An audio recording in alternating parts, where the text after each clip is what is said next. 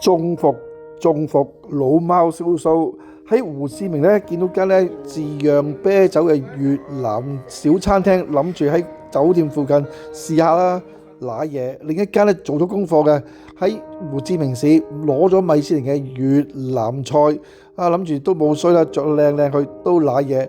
喺峴港有一間咧韓國過去喺峴港話大張旗鼓用兔仔呢個咁可愛嘅 icon 嚟吸引人。好就好睇啦，不過都係瀨晒嘢。除咗裝修之外呢啲麵包真係九流啊！我覺得除咗係吸引啲女士中意之外呢，我食完之後呢冇奶味。嗱，呢一間喺胡志明呢中伏店咧真係黑店嚟㗎，啲單啊嚇死你啊！一碗白飯5蚊美金，一個法包3蚊美金，即係自己又衰冇睇張單瀨晒嘢。嗱，我就唔講名啦，自己睇嗰張單去揾喺邊度啦。嗱，呢間呢鋪頭我哋強顏歡笑扮嘢咋，唔可以俾我哋嘅樣呃到啊！嗱，另一間呢越南菜米芝蓮呢，我亦都係強顏歡笑，大家着得靚靚嚟都嚟咗啦，咪要試下咯。不過呢啲嘢都係唔得。大家咧都係扮嘢開心。嗱，睇張單咧又係得個貴字，所有嘢咧唔係咁精彩咋。我哋食咗好少嘢就撇啦。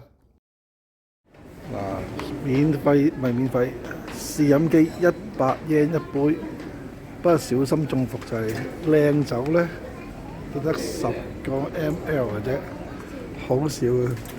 靚啲睇多啲嘅就20。最多有30，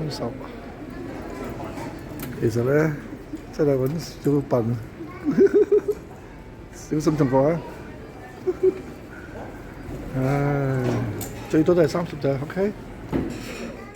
唔單只喺越南胡志明峴港瀨嘢，喺日本咧，我去買清酒咧，去呢個蝶府買啦，諗住買靚嘅 sake 翻嚟嘆啦，諗住買到靚嘢啦。點知去車站呢？